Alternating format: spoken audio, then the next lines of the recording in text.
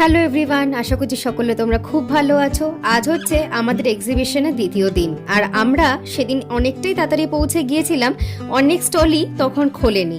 আর এই ছিল আজকে আমাদের লুক। আমি এদিকে মিররে কেট মারতে ব্যস্ত, আর এদিকে অভিকে দেখো অর্ধেক স্টল গুছিয়ে ফেলেছে। সেদিন আমাদের এক্সিবিশনে দুই বাড়ি থেকে মা বাবারা গিয়েছিলেন, আর মায়েরা যাচ্ছে যখন আশীর্বাদ স্বরূপ রঙ্গবতী থেকে কিছু নেবে না তা কি করে হয়। আর এই সুন্দর লাল পা সাদা শাড়িটা ঠাম্মু মাকে পুজোতে দিল। আর তোমরা কি ভাবছো শুধু মা শপিং করেছেন? না না, মাও ঠাম্মুকে পুজোতে এই সুন্দর খাদি শাড়িটা উপহার দিয়েছে। আর আমাকে সত্যি বলতে কিছু করতেই হয়নি, শাড়ি প্যাকিং থেকে শুরু করে বিল করা সবটাই অভি সামলেছিল। আমাদের ঠিক পাশের স্টলে মুনমুন মাসি এত সুন্দর ক্লের জিনিস নিয়ে এসেছিল, তোমরা না দেখলে বিশ্বাসই করবে না। সেখান থেকে মা এই অপূর্ব সুন্দর মা লেখা শোপিসটা নিয়েছিল।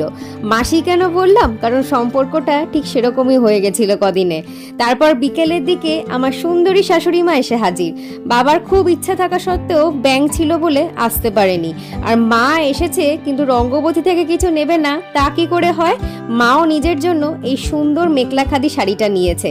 আর মা এসেই আমাকে আগে বলেছিল তরিতাদির সাথে আলাপ করিয়ে দিতে। সেদিন দিদি শুট থেকে এসেছিল একটু লেটে, আর আলাপ করানোর সাথে সাথেই মায়ের একেবারে আড্ডা জমে উঠেছিল। আমাদের স্টলের ঠিক পাশেই এই দিদিটার জুয়েলারি স্টল দিয়েছিল।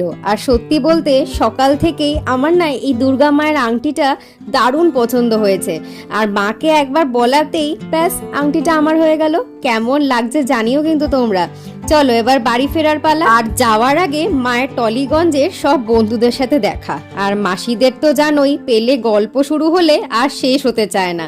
মন্দিরে মায়ের আরতি চলছিল, আরতি দেখেই আজকের দিনটা এখানেই শেষ করলাম। ভালো লাগলে লাইক, শেয়ার এন্ড সাবস্ক্রাইব করে দিও। টাটা।